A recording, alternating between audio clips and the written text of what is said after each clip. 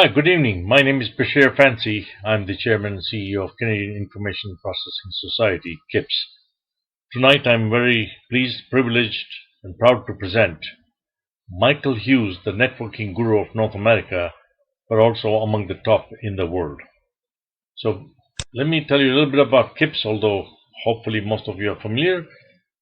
CIPS was founded in 1958 by Professor Kelvin Gottlieb, and we are the only recognized IT designation in Canada that is part of the legislation. And so we've been around for 59 years. We provide a lot of areas of service, which include, of course, accreditation of universities and colleges, and of course, certification and the designations and certificates that we provide. We provide AITP to students who graduate from colleges and universities that are accredited by CIPS and otherwise, and we also accredited universities and colleges, and then of course that leads to ISP, the Information Systems Professional Designation, that is part of the legislation.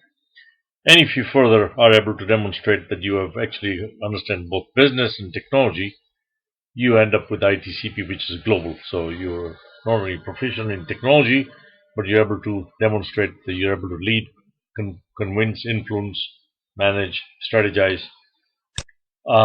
We are not a lobby organization. We're all about standards, education, professionalism, code of ethics, and ensuring those skills kind of remain relevant.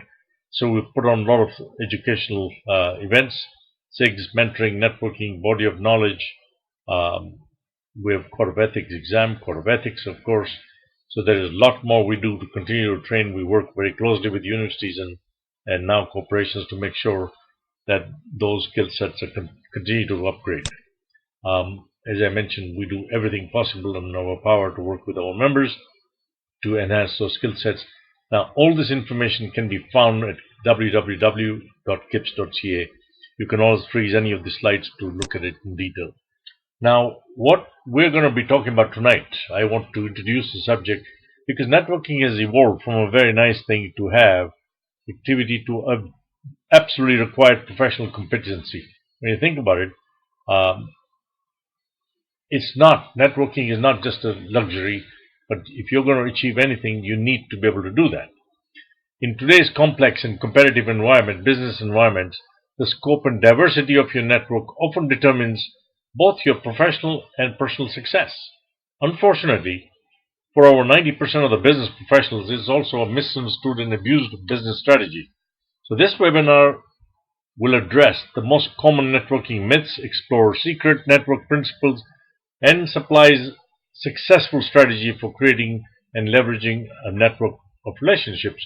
And what better than the expert to do that?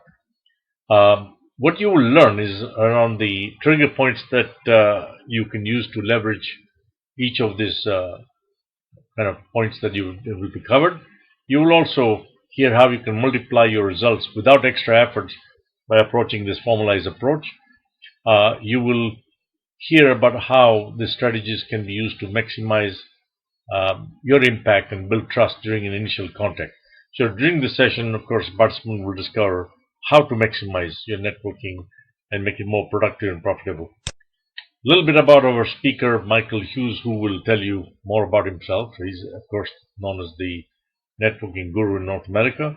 He's built this very successful practice after 23 years of corporate career, and he's invested almost 25 years relentlessly into this researching as a business strategy and professional competency. He is recognized as an international networking expert and coaches business and corporate executives. His clients are pretty impressive, include Dell, Staples, PMI, Sun Life, and many others, as you can see on the list. So he built his company from almost an idea to a six-figure speaking and consulting practice. So I don't want to take up time. I'm going to put it into his very capable. Thank you, Bashir. Just want to say a quick hello to everybody. Thanks for being here tonight. I'm quite excited to share this program with you. It's going to be an interesting evening. I know we have a unique environment here that we're all going to take advantage of, and what I'd like to do over the next hour or so is share some concepts with you, that will be helpful to you to really change how you think about networking. People have told me over and over when I share this program that they have a new awareness of what networking is, how it works, and how to utilize it more effectively. So let me just start off quickly here. A little bit of background about me so you can understand where I come from. First of all, my background is all business. I spent 23 years in the corporate world, and I tell folks at the peak of my corporate career, I was literally and figuratively fired into success. And when that happened, I did one of those, I'm mad as heck, I'm never putting my future in anyone else's hands again. I'm going to start my own company. So I decided to start my own little training practice and bounced around for a few years doing anything for anybody. And then I remember sitting with one of my mentors and lamenting my situation because I was quickly starving to death. And he looked at me and he said, Mike, you've got to pick a lane. You've got to be known for something. And, you know, this networking piece was always something that had an interest to me. I'd done a fair amount of speaking, and every time I spoke about networking, people seemed to be quite excited about it. So I decided to start researching networking. I spent about 6 months to a year researching everything I could get my hands on when it came to networking. And over a period of time, what happened was I evolved into an area where what I did was I actually became a subject matter expert on networking. For the last 20-plus years, I've been singularly focused on researching networking, on experiencing networking, on reading about networking, and immersing myself in networking and networks. I've been involved in every different kind of business network that you could think of. I was the chair of the Ottawa Chamber of Commerce, one of the oldest and most respected chambers of commerce. I've been part of referral groups and led referral groups. I've been involved in industry associations, not-for-profits. I've spoken to them. So I've got an incredible amount of information, background, and academic and experiential research around this. Now, you know, tonight's event is quite unique because we've got some folks who I'm remote myself, so we're going to be presenting that. We've got some folks who are virtual, listening to this from home, experiencing at home. We also have some folks who are in some live sites. What I'd like to do as we go through this program tonight, because networking by its very nature is an interactive type of topic. It's a face-to-face kind of activity. So I'd like to use the unique environment we have tonight to try and stimulate all of us to try and make the most of this and utilize the concepts I talk about, the strategies I share, and involve you in that whole process in some way, shape, or form. So let's get started to talk about networking, and if we're going to do that, the first thing we need to do is talk about networks, because the nature of networking is that it's done within a network, right? And as well as researching networking, one of the things I've done is I've spent an extensive amount of time, effort, and energy researching networks. Now, networks are all around us. They really permeate our entire being. If you think in terms of networks, I mean, there's things like, for example, I mean, if you want to travel from here to Africa, how would you get there? Would you tap into the network of airports and airlines, right? If you bought a piece of property in northern Quebec and you wanted to build a cottage on it, you built a cottage, but you had to bring electricity in, what would you do? You would tap into the electrical network that was there. That network phenomenon surrounds us every single day.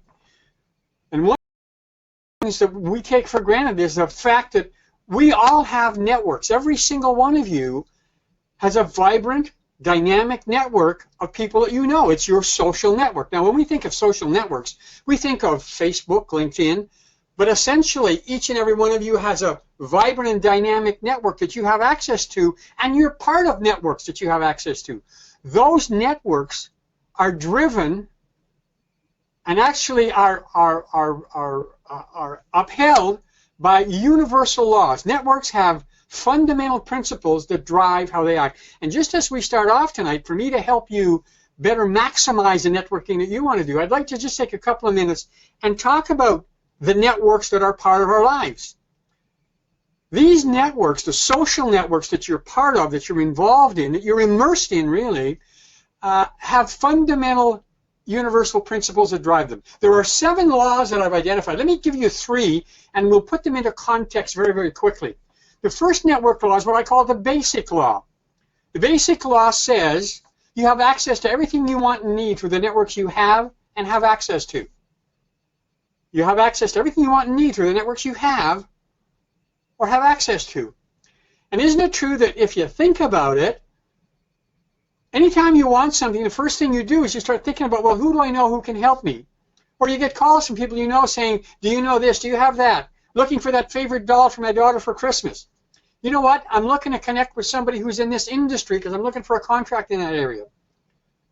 So essentially, one of the fundamental principles about life and the way it works is that networks are powerful resources to work on our behalf. That's the basic network law. A second network law is called the law of random growth. It states that your network is growing continuously.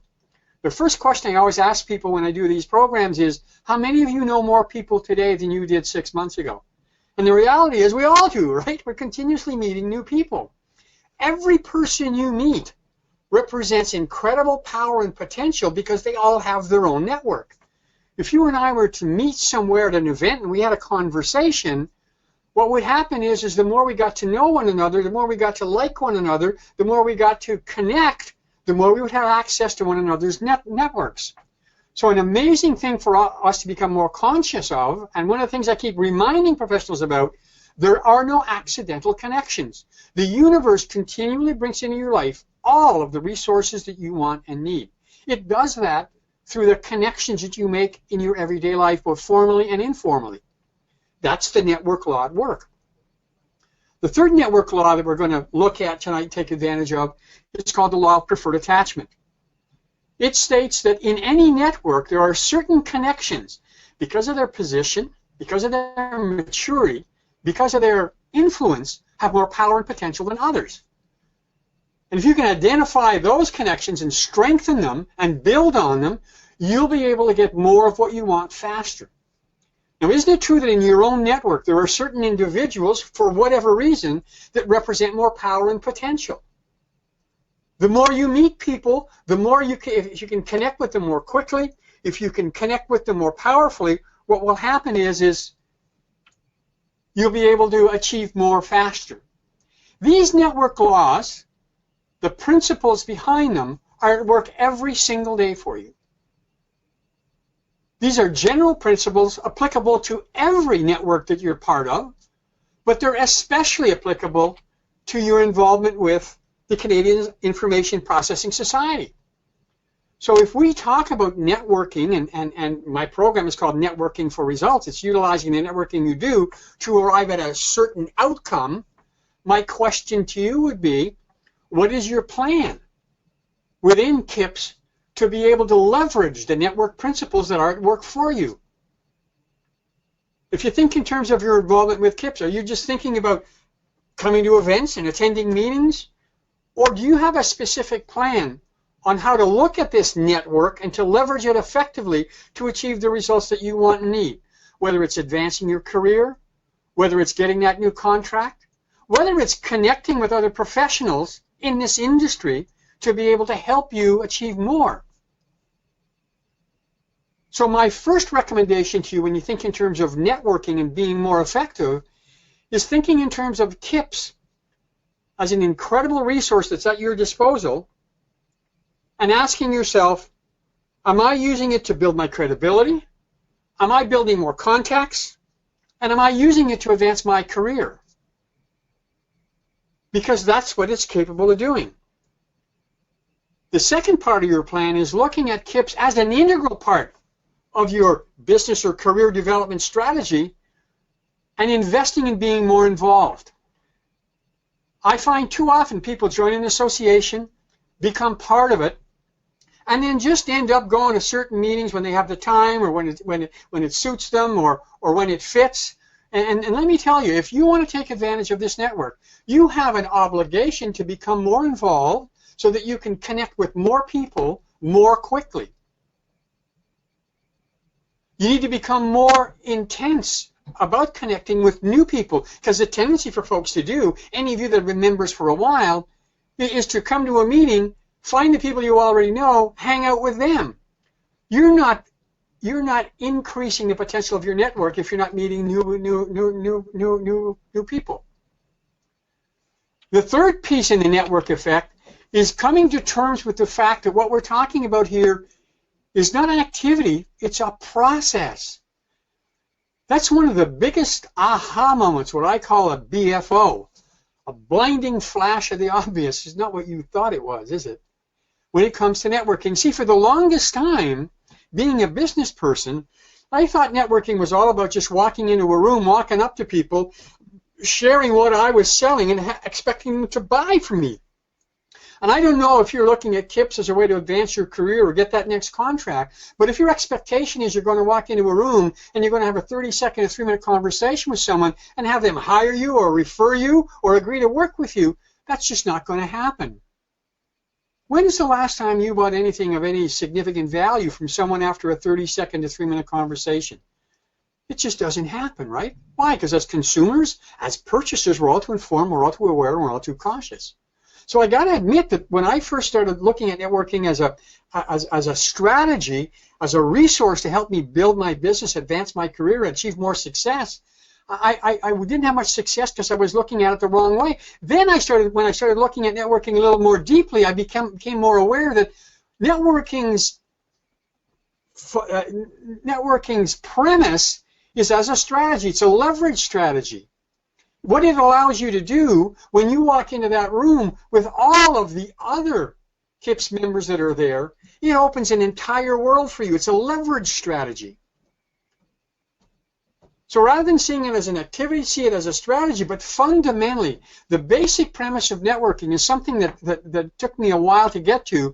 But once I got it, it really helped me understand and appreciate how to maximize its value.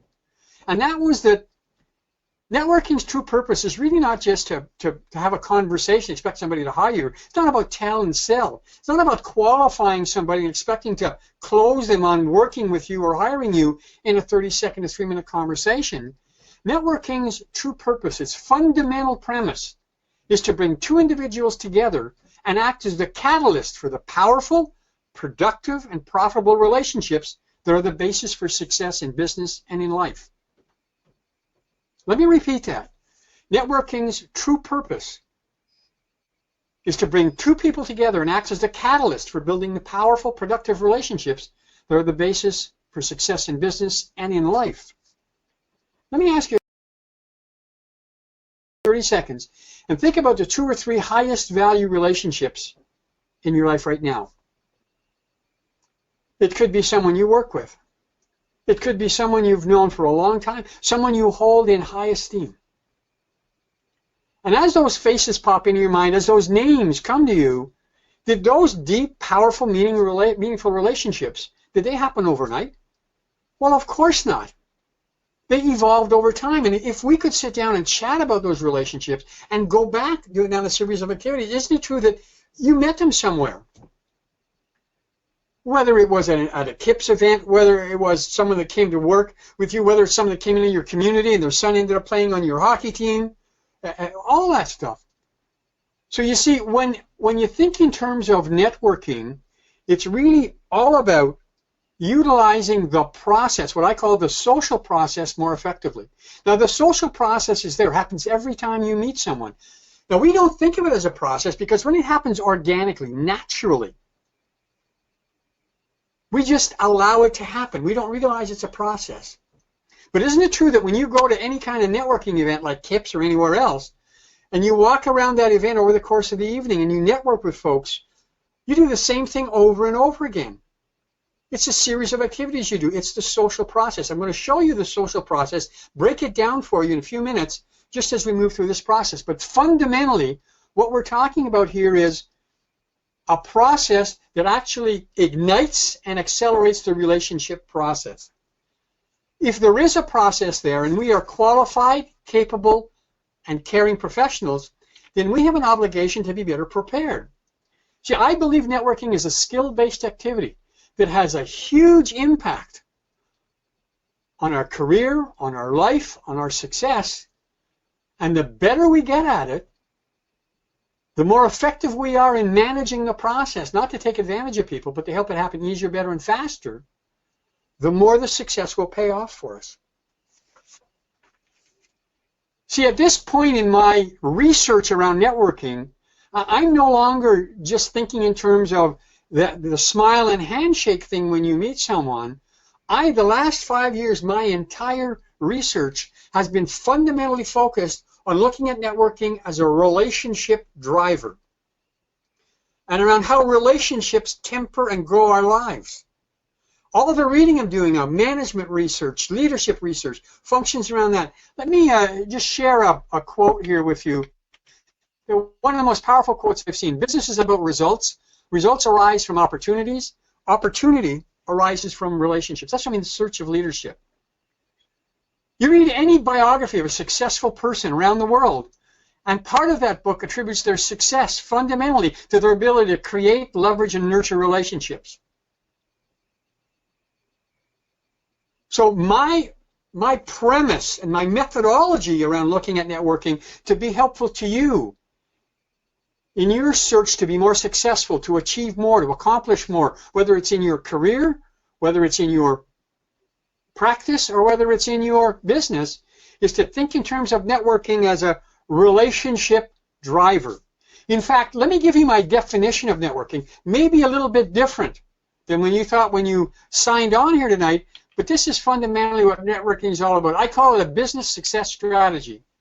To me, networking is the intentional process of creating and developing relationships from initial contact to ultimate outcome. From initial contact to ultimate outcome. Every time you meet someone, the next CIPS event you go to and you walk up to someone and have a conversation with him, that actually creates the relationship. But how you take that relationship and move it forward determines its ultimate impact on you and that other person. It's about creating and developing relationships. It's not an activity, it's a process. Always starts with an initial contact and move towards an ultimate outcome. Now you'll see it doesn't say employer, it doesn't say referral, it doesn't say project, it doesn't say partner, it says outcome. Because relationships by their very nature are individual and unique and supply individual outcomes.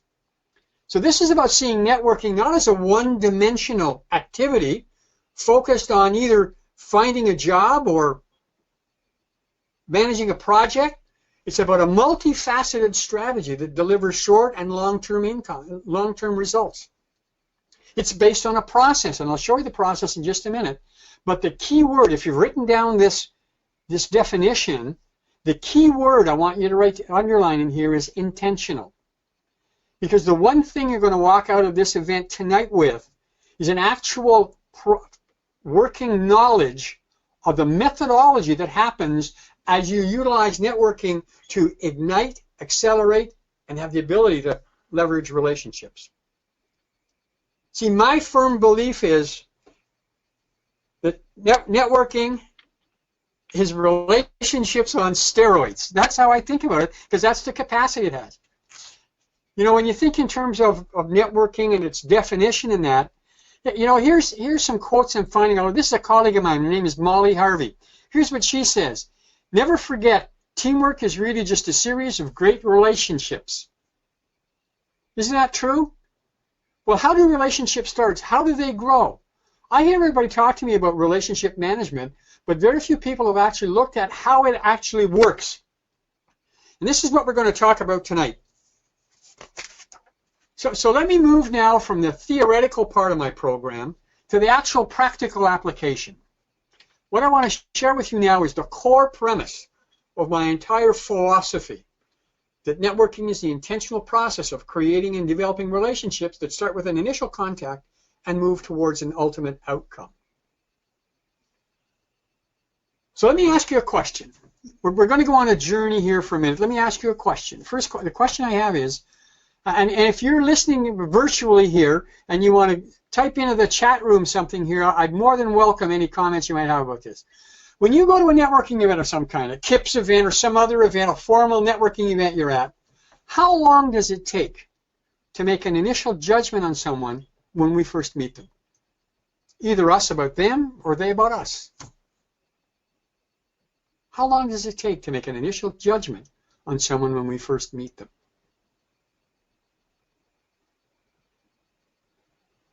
The reality is, research is confirming we make an initial judgment on someone within 0.07 seconds of meeting them.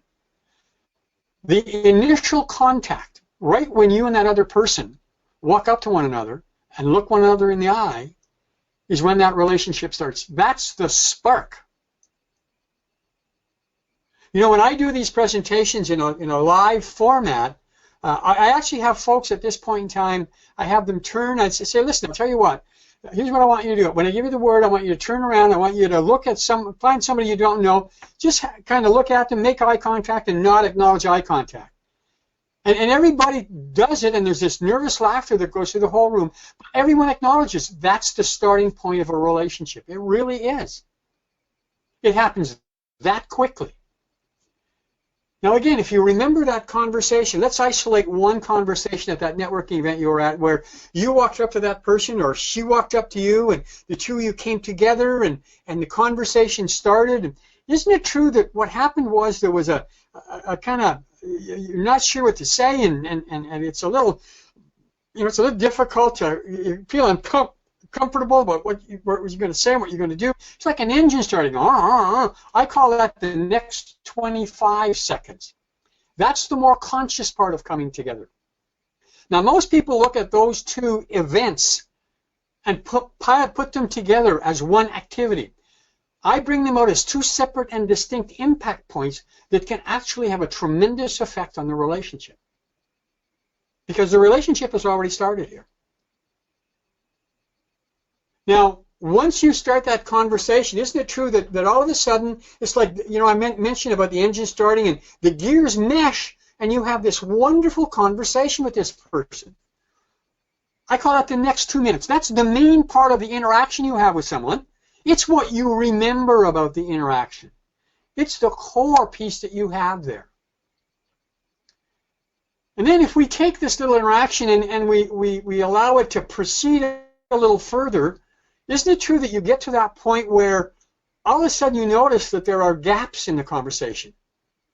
You notice a person maybe is looking over your shoulder or looking around, and you say to yourself, oh my God, it's over. I call it the last 5 seconds. Now, most people think of networking as these 4 phases. I call them phases. But if networking, and if you do the math, you can see that it's between 30 seconds and 3 minutes. The average networking interaction is between 30 seconds and 3 minutes. That's enough time to start a relationship, but it's not enough to keep it going. There are 2 more phases required in order to take that interaction, that conversation, and move it to a point where it will deliver the outcomes that you want and need to build that relationship. The next phase is what I call the next 24 hours to 7 days, which is an analogy for what needs to happen after the event. Now, I say it's an analogy because what I'm talking about here is looking at activities after the event that require to build a relationship to arrive at what I call the final outcome. Now, it doesn't say employer, it doesn't say referral, it doesn't say partner, it doesn't say project, it says outcome. Because my experience has been, as the relationship moves forward, there are different pieces that will happen to that. See, this is the relationship process. This happens every time you meet someone, and it moves forward to the extent that you allow it to, that you permit it to, or that you take it to. Most people have never thought of this as a process. They don't take charge of it. They don't take responsibility for it. They don't move it forward. Now, I've been sharing this little visual with folks for over 15 years now. And every time I do it, I can look out in the audience and watch the light bulbs going off. People saying to themselves, my God, I never thought of this as a process. It makes perfect sense, but it's the absolute truth. And if you think of those deep, meaningful relationships that you have, they've gone through this entire process. When you think of the people that have just met recently, you're part way in the process, started moving it forward. When you think in terms of the people who may be at the event you're at tonight, because I know we've got some virtual participants and we've got some people at different locations, you may have the opportunity to get this started. So as I talk to you about this, let me just, I want to look at this from a little bit of a different perspective, because I've assessed this and researched it from a number of different perspectives. Let's look at this now from the reality of how life is. Because, you know, we're human beings. This is a social process, deals with human beings. And because we deal with human beings, it's fraught with obstacles, it's fraught with issues and speed bumps, if you will, in the process. So here's the question I would ask you as you look at this now and think in terms of yourself and the conversations you have on an everyday basis. Which of these phases, if you will, which of these phases do you think causes us the most anxiety? Which do you think we get the most stressed about? And if you're listening virtually and you want to write in a number here, from 1 to 6, go ahead and write it in. If you're live somewhere, think about it. Maybe ask your table neighbor, what do they think? The reality is that the highest point of stress for 95% of professionals, whether they realize it or not, is the initial contact, that initial point of contact. So you see, it's not just you. Most of us have a sense of discomfort when it comes to networking. That's why we get there late. See, I do these presentations all the time. I'll stand at the front of the room and watch people walk into the room. First thing they do is they look for someone they know. Well, of course, we all do. And if they don't see someone they know, they'll go sit by themselves. And there's a third alternative I see now. I call it the iPhone defense, where not only will they sit down, they'll pull out their iPhone and start scanning their iPhone. It's just a defense mechanism because we have such a reticence about meeting new people. That when we do walk up to someone, they walk up to us, what happens is we have this incredible sense of discomfort. Now, let me give you a little more information as to why. Human beings have evolved over millions of years. We're, in fact, the only species that has survived this long. One of the reasons why we've survived is because we have a built-in radar. Your limbic brain, your reptilian brain, the oldest part of the brain that you have, has as its #1 priority to protect us from threat or danger. Anytime it sees us, it perceives that we are in an environment of threat or danger, it takes immediate action. What it does is it triggers the flight or fight syndrome. First thing it does is it triggers adrenaline. Then right after that, it shoots cortisol down, which increases blood flow to the extremities, has us focus, especially in different areas, to promote and look for the danger. And so it can't tell the difference that when you're walking down a darkened street and somebody's walking towards you, or when you walk into an event and there's a bunch of people there you don't know. It just sees perceived threat or danger. So that's why when someone walks up to us, we kind of tend to react a little bit, have a bit of a brain freeze before we can kind of settle down. It's automatic. It's subconscious. You can't stop it, but you can minimize it. So I just bring that to your attention so you'll understand what's happening. So now when we go to let me take you down the road a little further. So let me ask you from an interpersonal standpoint now, which of these phases do you think causes us the second highest level of stress?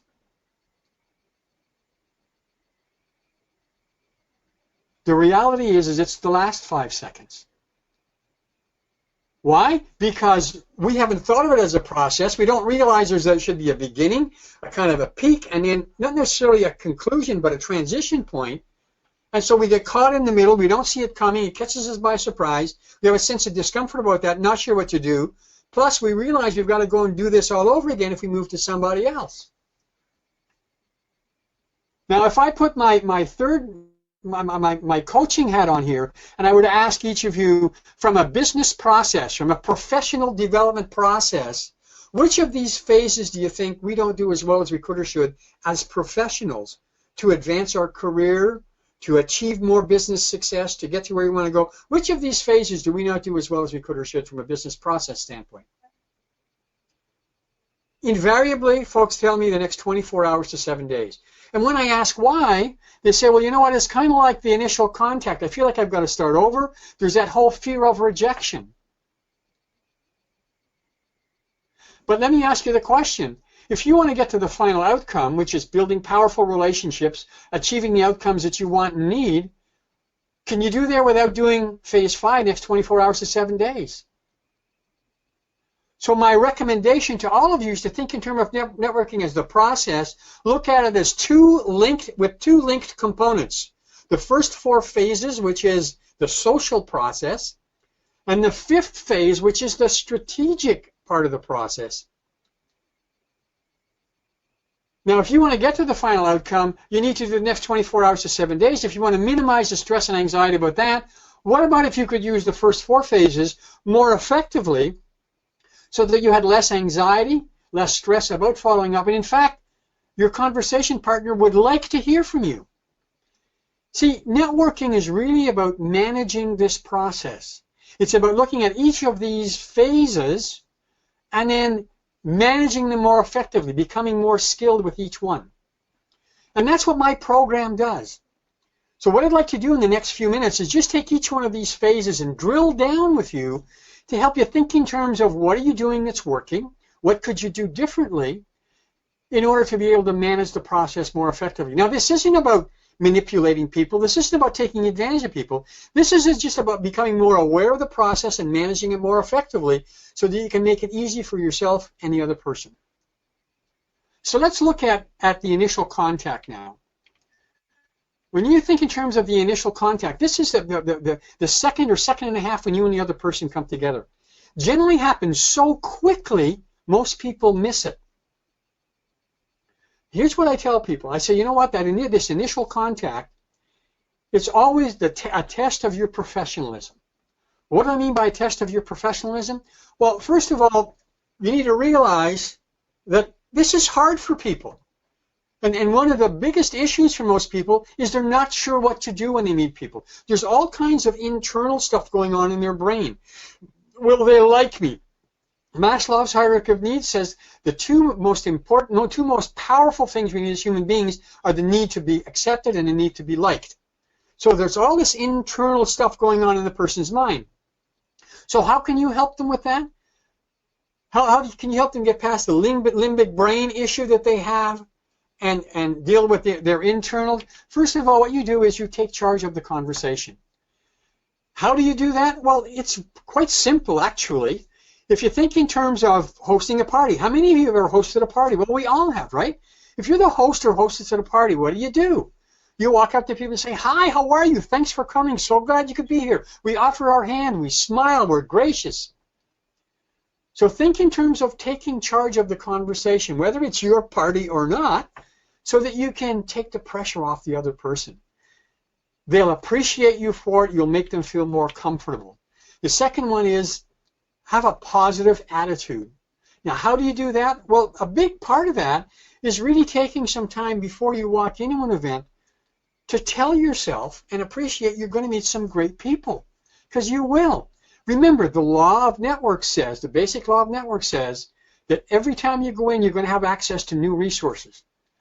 So if you have a positive attitude, when you sit down with someone, when you walk up and meet them, what will happen is you'll be more positive. Your tone of voice will be positive. Your subject matter will be positive. Third one is smile. And your smile, of course, is one of the most powerful things you have. Now, your smile has to have a second S. It needs to be sincere. Because if it's not, people will pick up on it. You can't fake sincerity. But a sincere smile is very positive. Remember, the limbic brain is reading for signals. It automatically defaults to a threat position. Your job is to make the limbic brain settle down. The way you do that is have a sincere smile, be open, so the limbic brain says there's no threat here. And the last piece here is to put the total focus on the other person. Now some people say, well, you know what? That's just common sense. But my experience has been common sense is not necessarily common practice. So you put all this together in this first second, a second and a half. My suggestion is develop your own personal introduction strategy so this becomes second nature to you. Now let's look at the next 25 seconds. Because by taking responsibility for managing the initial contact and minimizing its anxiety, you are perceived as more personable and professional. When you do this, what happens is the person immediately becomes calmer, more secure. That all relates to trust. And trust is a fundamental premise around relationships. So next, once you get past that, which happens very quickly, we move into the next 25 seconds. Now, believe it or not, the relationship is already there. It's already started. Your job now is to strengthen a relationship. How do you do that? Well, the natural question people ask at this point in time is, what do you do? We want to go to business right away. But the reality is we buy people first, ideas second, and things last in that order. It's important that you keep the conversation, what I call, safe. Use safe topics. Things like the situation you're in. Are you a member here? Have you heard this speaker before? Did you have trouble with traffic on the way down here? Next one is activities, the activities that people are involved in. People give us clues with what they say, how they act, how they look even. You know, when I see someone with a tan now, I ask them, did you just get back from down south? Because they probably have. Next one is about their family. People love to talk about their families. I have a 3-year-old granddaughter. I talk about her all day. And then the last one is current events, staying away from religion, politics, and sex. Those are no-wins. So counterintuitive as it sounds, in the early stages of a networking interaction, it's more powerful, it's more productive. It's more powerful and productive to stay away from business, to allow the business to evolve. Why? Because if the networking interaction is aborted early, which often happens, you have a reason to want to connect with that other person. You can say something like, well, geez, you know, we didn't get a chance to talk about business. Could I get your card? I'd love to follow up with you and find out more. Because you've positioned yourself differently, you're perceived as being more powerful and more professional. We buy people first, ideas next, and things last in that order. Think relationships, not revenues. Do you have a better chance of selling someone on you, your agenda, what you want, where you're going, in a 30-second conversation, in a room full of people, or in a one-on-one conversation over coffee or lunch a week later? Well, invariably, people tell me the second option. Well, if the second option is what works, stop trying to do the first. Instead, use that brief interaction you have to connect, to build context with that person. Find things you have in common. Find a common interest area so that you can use that as a reason for the other person to want to meet with you again. Now, as you go through this process, what will happen is within 30 to 40 seconds, that person will all of a sudden begin to have a whole different perspective about you. Here's what happens. When we feel comfortable and relaxed with a conversation partner, we want to know what value they represent, not what they do for a living. That's where that person asks you the magic question, what do you do? The magic question is, what do you do? That's the surface question. The real question they're asking is, what's your value? Because that's what we want to know. And this is where I find many professionals make that single biggest mistake. They don't think in terms of a presentation, a formal presentation, to share their value. They've never planned it, prepared it, or practiced it. And what happens is they come off seeming unprofessional or unfocused.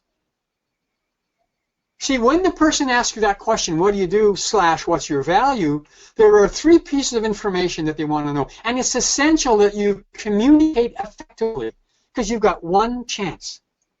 Here are the 3 pieces of information it's imperative that you share with folks when they ask that question, what do you do? The first piece of information you want to give them is, what's your target market? Who do you want to connect with? Now, I had a lot of trouble with this word when I first heard it. So let me share with you how I think of this now. To me, a target market is a group of companies or individuals with similar characteristics. You may say, well, you know what, my service or what I have to offer applies to everybody. Well, that's great, but it's not helpful. Could we agree that certain individuals, because of their position, their power, their location, have more opportunity for you than others? So the more strategic you are about communicating your value, the more powerful it is.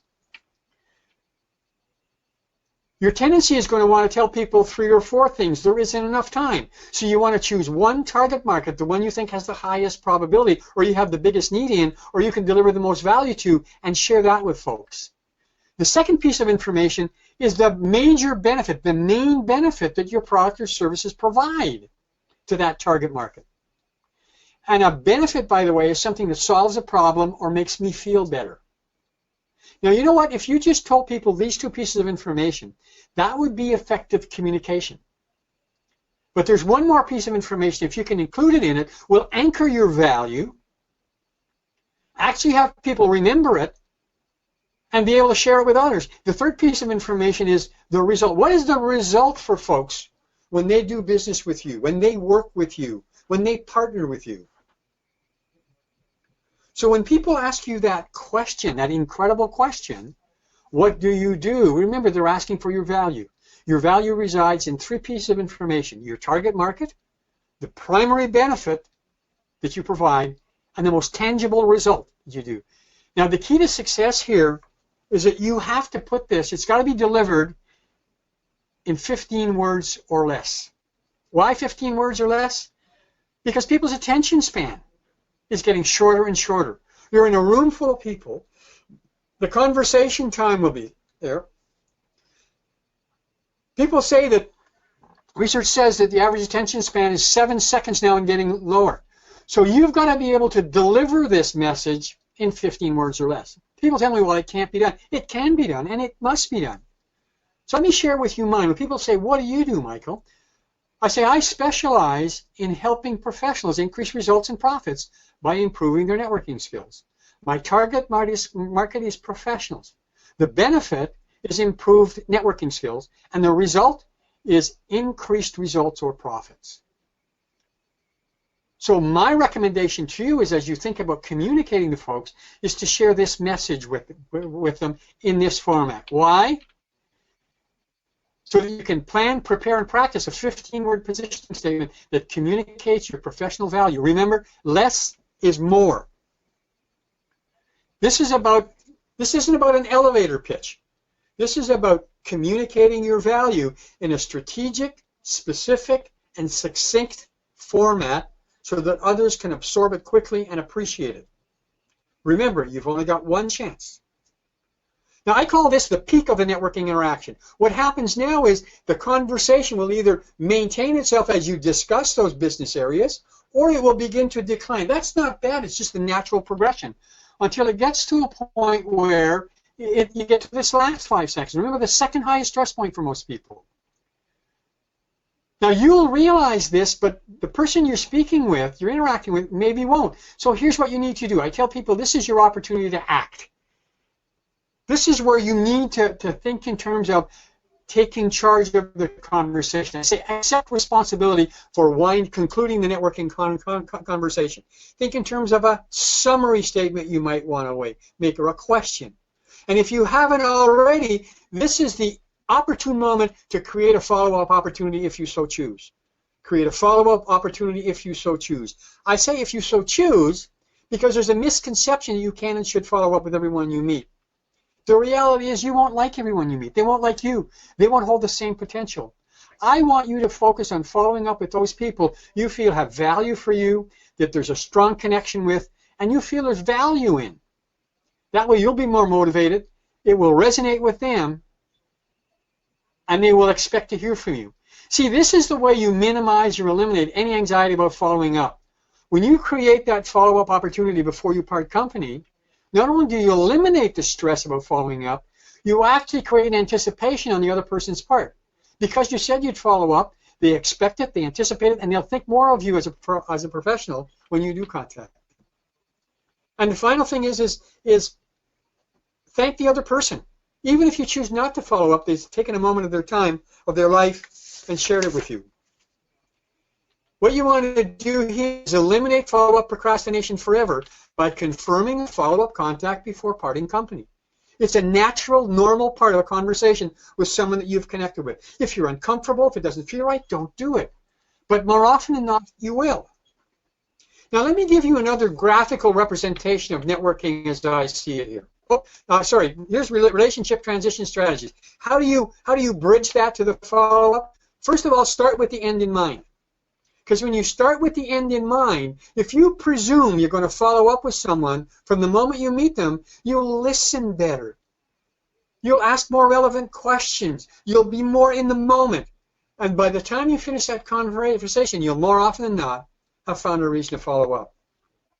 Confirm value with them. If you've found value in that conversation, tell them that. Let them know. If there's specific value there, let them know. Define the parameters. Tell them why you want to follow up with them. People appreciate that. Whether it has to do with from a professional context or from a personal context, they'll value that. And then the last thing is clarify the reason. You know what? I'm listening to where you're coming from and what your company does. I really think there's a fit for us. You know what? I'm looking at your company and I'm looking at what you guys do, and you know, I think I have someone that you can help. I'd love to follow up with you on that. You know what? I really enjoyed this conversation. I'd love to find out more. See, when you clarify the reason, what happens is people expect the call. So now that you've gone through those first 4 phases, let's talk about what happens next. And here's this graphical representation of what actually happens and has the potential to happen as you continue to build the relationship. So now you can see between the next 24 hours to 7 days to the final outcome, there's a gap there. The gap represents the relationship building that's required to achieve that final outcome. Relationships are about 3 things. They're about trust, value, contribution. Building trust, establishing and eliciting value, and determining contribution. You see, in these first 4 phases, in the social part, there's not enough time to be able to clarify those last 2 characteristics. But if you're in the right network, a network of peers, or a network of your target market, there's a better than average chance that that person can either lead you to business or a career path, or will know someone who can. So if you're in the right network, you should invest more time seeking to build that relationship. See, the sample window in those first 4 phases is too small. That's why it's important to use it as a launch pad for future contact. Now people ask me, how long should this go, Michael? And I keep telling people, I don't know for you. I know my sales cycle is 6 months from the time I meet someone till the time I get my first check and we start doing business. So I'm prepared to continue building the relationship to that point. So my suggestion to you is, if you want to be more effective in networking, if you want to get better results, focus on using networking to ignite and then accelerate the relationship process by moving it forward. So that deals with phase 5 now, what I call the next 24 hours, 7 days, an analogy for what needs to happen after. 3 areas I want to share with you here. First of all, it's about being proactive. Take full and complete responsibility for moving the relationship forward. You know, you have this conversation, people say, well, I'll be in touch, or, you know, let's stay in touch, I'll send you an email. And they don't. You know, 80% plus of professionals never follow up after a networking interaction. That's confirmed research. 80% of follow-ups fail to follow up after networking interaction. And the reality is, the majority of jobs are filled, projects are consummated, and business is done after the 4th no. And no isn't necessarily no. It could be, I'm not sure right now, I've got to check with my partner, it's not in the budget this quarter, the moon isn't in the right phase. Those are all versions of no. The importance for you is to continue building the relationship to a point where you understand the value that others require, and it aligns with the needs that you can provide, and both of you can confirm how you can contribute to that person, to that department, to that organization, to that company's success. And the second piece is being persistent. Because what happens, people send an email, they don't get a response, so right away, the old self-esteem factor drops in and saying, well, you know what, I sent an email, they didn't respond, whatever. You know, I deal with successful professionals on an ongoing basis. I have yet to meet one that resents positive follow-up, positive, persistent follow-up. So here's what I suggest. First thing, if it feels like stalking, it probably is. Stop doing it. And I'm not being flippant or facetious when I say that. The second piece is if you've connected with someone you think has value for you, or you think there's potential in following up with, and you sent them an email and it didn't respond, send them another one.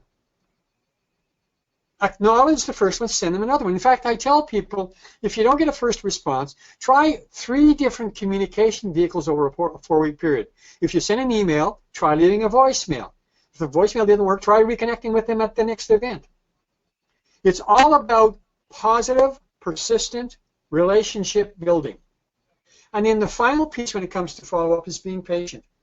You know, we get involved in these conversations, we go to these networking events, we have our own agenda at pace. Relationships have their own agenda and move forward at a certain pace. It's all about managing the process and have it move forward at the pace that works for both of you. So what does all this mean? Well, my experience has been that networking, when it's developed as a formal, productive strategy, when it's implemented on a skills-based perspective, produces a myriad of results. I call them networking payoffs. And let me share, just as I wind my presentation down here, let me share with you what I consider to be the 5 biggest networking payoff areas that come to me on a daily or weekly, even daily basis as a result of my seeing networking as a relationship building process. The first one is what I call direct results. And there's no question in my mind that if you implement a networking strategy in your career, in your business, in your life, and start investing in networks, I tell professionals you should probably be attending an event every 2 weeks on average. If you attend an event every 2 weeks on average, you will connect with people who want to do business with you, who want to hire you, who see the value that you have. But to me, that's just a tip of the iceberg. Far more important and powerful, I believe, are the indirect networks. The indirect results are the results that will come to you. They're the qualified leads and referrals that will come to you as a result of others becoming more aware of your integrity, your professionalism, and your competence. Because as you interact with those folks and as they become more aware of all the qualities that you have, they will want to share you with their friends, with their families, with their clients, and with their colleagues. Third payoff area is opportunities. Now, I got to tell you, my phone and email in basket pop at least once a week with an opportunity that I never thought of. See, people see us differently than we see ourselves. And when you interact with them and build relationships with them, they will bring you opportunities that you could never have conceived of because of the way they see you and the potential that you have. It's utterly amazing. The fourth one is resources. And I believe that you know, as a one-person company, I'm constrained on my time, effort, energy, and financial resources. But as I continue to build relationships, I find more often than not, I have all kinds of resources, more than I need in order to do this. And the final payoff area, and I believe it's the most overlooked and undervalued payoff area in networking, is really the relationships that you'll make. A guy told me a long time ago, he said, Michael, you'll be successful in life as a result of 2 things, the books you read and the people you meet. So as I wind down my presentation here, I want to remind you that networking is really your opportunity to be able to access invaluable resources and potential that are latent and that you need to activate. Now, you know, I've given you all my best stuff here tonight. I've shared an enormous amount of information with you that I've accumulated over 20 years. You're never going to remember it all. So here's what I want to do.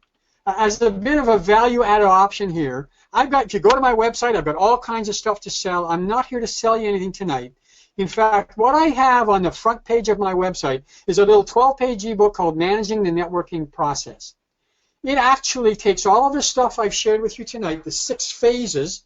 It describes them. It offers strategies with it. If you just go to that website, here's the URL for it. Go to the front page. What you can do, you just download that. It'll come to you automatically. We don't have to have any further contact. And it can be an opportunity for you to take all the value that I brought here tonight and absorb it in your own way. Now, just let me tell you that any one of you, if you have any questions for me, you can connect with me through my website here. I'd be more than happy to chat with you about any particular issues about your situation. Because I know we talked in generalized terms here tonight, and every situation is unique. So I've got 8 o'clock on the nose here. Let me, I'm going to take some questions if anybody has questions when we're done here, but let me give you my final statement here. This is my life philosophy. It's what sustained me in the early years. It's what supported me as my business has grown, and what continues to strengthen my business, my life, and my success. Listen carefully, please. Every person you meet has the potential to help you to the extent that he or she is willing and able. Your mission, in fact, I believe your obligation, is to stimulate their willingness as you discover their ability relative to your situation. Ladies and gentlemen, thank you for your time. I hope this has been of value. Bashir, handing this back to you, and I'm quite available to answer questions if anybody has any. Thank you very much, Michael, for a very inspiring and informative webinar. I have no doubt that a lot of people will take away little tricks here and there that could be very useful to them in their daily lives. And what better than an expert like you to bring it to us. So once again, thank you very much for taking this time and doing a superb job on this webinar. What I want to also remind all our CIPS members and people who are actually listening to this webinar, that we will continue to bring webinars from all various different subjects from people from all over the world who are experts in their field. We've got some exciting stuff coming up in February also, the 2 webinars that will be coming up in the next couple of weeks. And we hope to announce to you very shortly what those subjects are. And again, you can plan for 2-3 months ahead, or maybe even longer.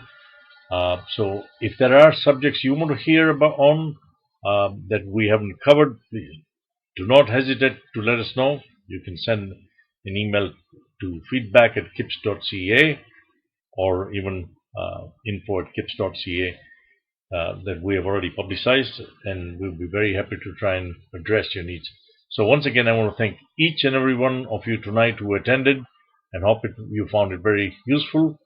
And if any of you have missed previous webinars, we have recorded them. They are available on our CIPS YouTube channel and certainly on our website. So don't hesitate to go there and watch them.